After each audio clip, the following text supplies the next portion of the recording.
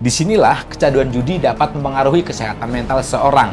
Pecandu judi yang sudah parah akan mengidap gangguan kesehatan mental seperti depresi, stres, anxiety, dan masih banyak lagi.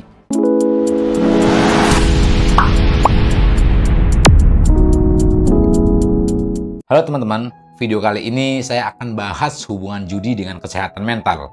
Ini penting banget buat dibahas karena banyak orang itu tidak tahu bahwa mereka para pemain judi, kesehatan mentalnya sebenarnya itu terganggu. Judi dan kesehatan mental itu saling berhubungan. Masalah kesehatan mental bisa mempersulit seseorang untuk bekerja dan mendapatkan uang. Aktivitas berjudi pun bisa memperburuk kondisi seperti kecemasan, depresi, dan stres. Sayangnya, banyak orang menikmati permainan yang berisiko seperti judi online, padahal risiko dan hadiah yang ditawarkan hanya memberi sedikit kegembiraan. Seperti halnya kegiatan lain yang membuat seseorang merasa senang, judi dapat menyebabkan kecanduan. Ini akan membuat pelakunya menjadi obsesif dan lepas kendali. Kecanduan ini disebabkan oleh dua jalur yang berbeda di otak, menyukai dan menginginkan, yang kemudian akan mempengaruhi perilaku. Pemain judi memiliki kecenderungan yang membuat mereka berjudi terus-menerus. Ini kemudian dapat menyebabkan perubahan cara otak dalam mengirimkan sinyal. Penjelasan lengkap secara psikologi kecanduan judi ini sudah pernah saya bahas di video yang lain. Teman-teman silakan tonton saja agar lebih mudah memahaminya. Oke, kita lanjutkan.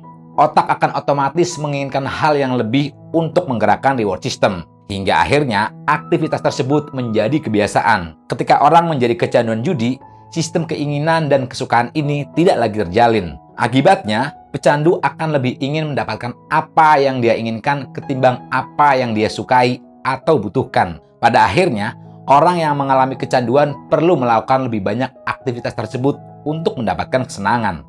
Disinilah kecanduan judi dapat mempengaruhi kesehatan mental seseorang. Pecandu judi yang sudah parah akan mengidap gangguan kesehatan mental seperti depresi, stres, anxiety, dan masih banyak lagi.